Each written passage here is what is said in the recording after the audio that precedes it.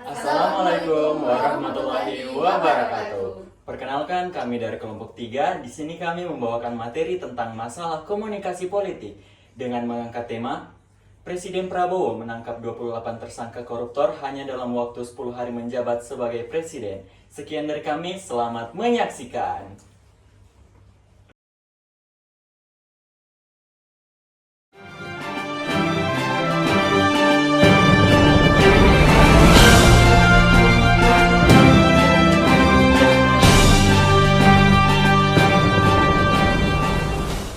Kembali lagi bersama saya Satrio Ramadhani dalam program Ngobrol Politik, obrolan santai tapi kritis tentang isu politik. Pada hari ini kita akan membahas dengan tema dalam 10 hari pemerintahan Prabowo tangkap 28 koruptor dengan total kerugian mencapai 3,1 triliun rupiah. Presiden RI Prabowo Subianto menunjukkan langkah cepat dalam pemberantasan korupsi di awal menjalankan roda pemerintahan.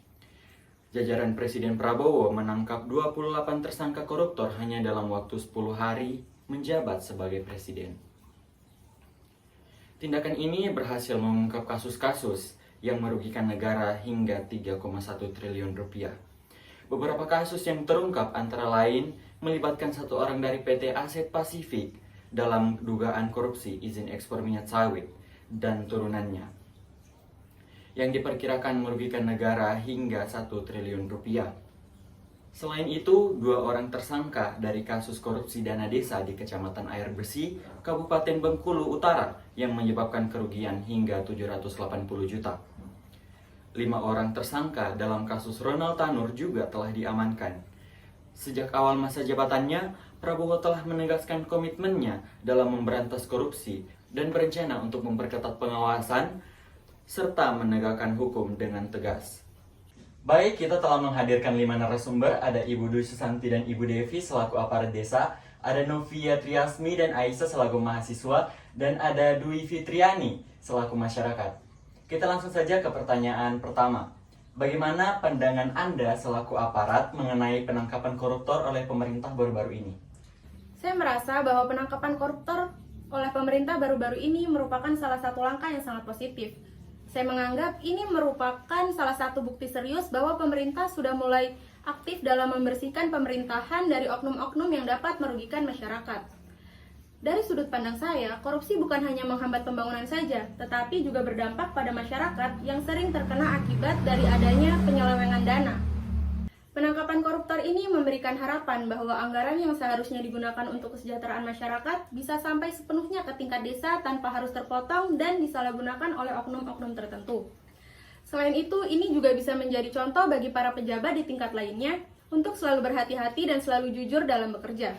Dari perspektif saya sebagai seorang aparatur desa, ini merupakan langkah yang penting untuk mewujudkan birokrasi yang lebih bersih dan profesional untuk seluruh jenjang pemerintahan. Bagaimana pandangan Ibu Devi terkait pernyataan tersebut? Saya setuju dengan apa yang disampaikan oleh Ibu Santi. Penangkapan ini merupakan langkah yang baik, tetapi kita semua tahu bahwa masih banyak kasus-kasus korupsi lainnya yang belum terselesaikan, terutama di tingkat yang lebih tinggi. Jangan sampai yang ditangkap malah pejabat-pejabat kecil saja, sedangkan kasus-kasus besar malah ditunda-tunda atau dianggap selesai tanpa kejelasan.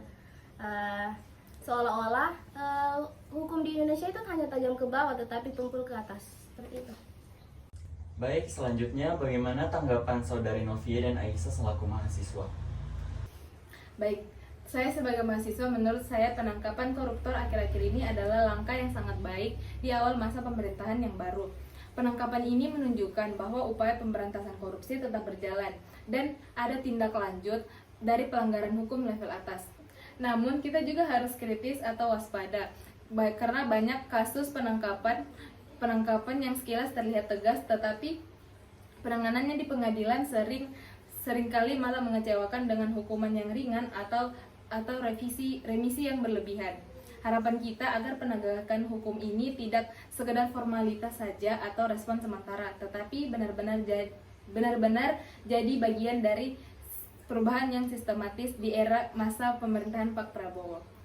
Menurut pendapat saya mengenai kasus penangkapan koruptor yang dilakukan oleh Pak Prabowo, tentu patut diapresiasi sebagai langkah menuju pemberantasan korupsi yang lebih serius, apalagi itu dalam jangka waktu 10 hari.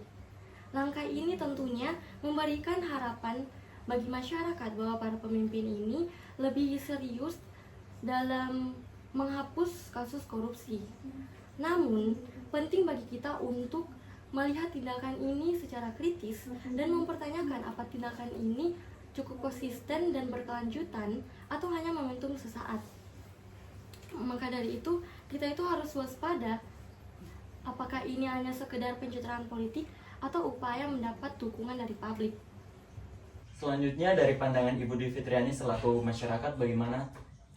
Pandangan saya mengenai tindakan pemerintah dalam penangkapan koruptor baru-baru ini itu merupakan salah satu langkah yang positif dalam upaya pemberantasan korupsi.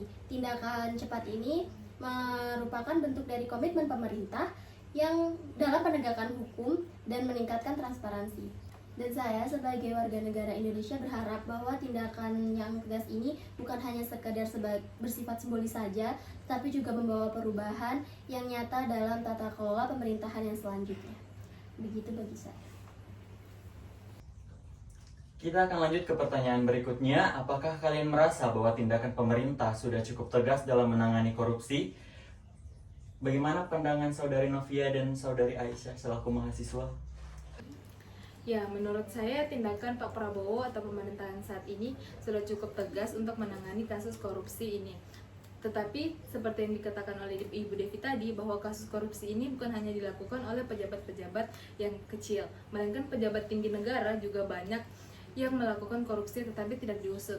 Jadi apakah pada saat ini memang belum diketahui atau masih proses atau adanya kerjasama antar pihak atas sehingga tidak ada penangkapan yang terjadi di pejabat tinggi negara, atau penangkapan 28 koruptor ini digunakan sebagai pengalihan isu yang dimana kita ketahui kemarin ada kasus korupsi 271 triliun.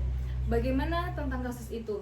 Tidak ada lanjutan, dan seperti yang dikatakan Aisyah, kejadian ini atau penangkapan 28 koruptor hanya untuk citra politik di masa awal jabat Pak Prabowo menjabat. Sebenarnya mengenai kasus yang diungkapkan oleh Adik Novia tadi, menurut saya pemerintah tidak menutup atau menyembunyikan kasus tersebut.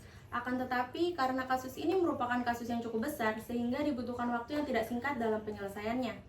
Karena sejatinya di dunia ini tidak ada yang instan, jadi diperlukan waktu untuk menyelesaikan kasus seperti ini dimulai secara bertahap dengan pengumpulan bukti-bukti dan dipanggilnya istri tersangka ke pengadilan untuk dimintai keterangan mengenai aset-aset yang ia miliki.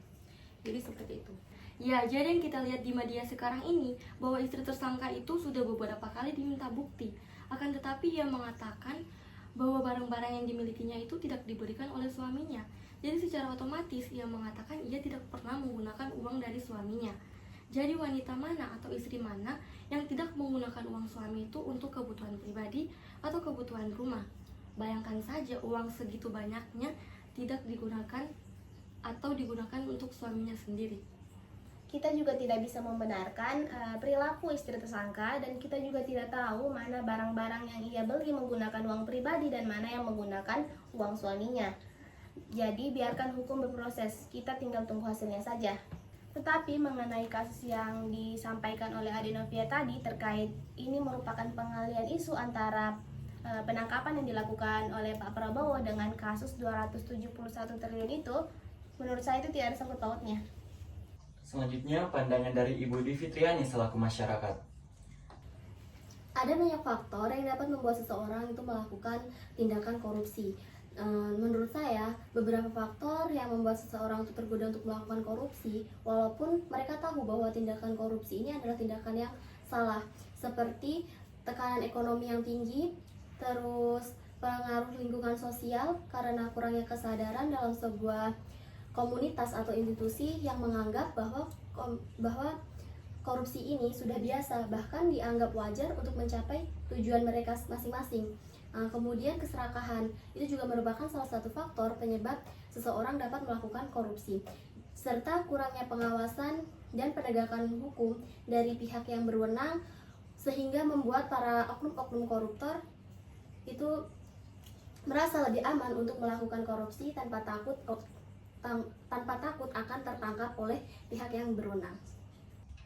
Baik, pertanyaan berikutnya, apakah kalian percaya bahwa korupsi di Indonesia bisa benar-benar diberantas? Kali ini kita akan mendengarkan pandangan dari Ibu Dwi Fitriani selaku masyarakat.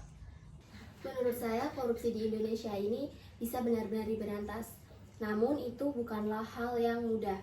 Karena untuk benar-benar memberantas korupsi di negara kita ini, yang notabene tingkat korupsi di negara kita ini adalah tingkat korupsi yang tinggi, perlu penanganan serta kesadaran yang lebih besar dan konsistensi yang lebih tinggi untuk melakukan tindakan-tindakan pemberantasan korupsi ini. Selain konsistensi, usaha dan kesadaran dari pemerintah serta aparat-aparat pemerintah, masyarakat juga memiliki peran penting dalam menjalankan usaha pemberantasan korupsi ini. Dan saya setuju dengan pernyataan yang Ibu Devi berikan tadi mengenai sistem pemerintahan yang ada di Indonesia ini, bahwa sistem pemerintahan yang ada di Indonesia ini semakin ke atas semakin tumpul. Sekian dari saya. Sebagai aparat desa, saya yakin bahwa korupsi di Indonesia bisa dikurangi. Namun, untuk benar-benar sampai habis mungkin memerlukan waktu dan perubahan yang cukup besar dalam sistem dan budaya. Namun, dengan adanya penegakan hukum yang konsisten, pendidikan anti korupsi, serta partisipasi masyarakat yang aktif dalam pengawasan, saya rasa itu bisa mengurangi korupsi di negara ini. Oke, baik. Menurut saya sebagai mahasiswa, korupsi di Indonesia ini bisa benar-benar dihilangkan. Tetapi itu tidak mudah karena yang kita ketahui bersama bahwa kasus korupsi ini sudah tertanam sejak lama. Namun, langkah menuju perubahan itu pasti mungkin.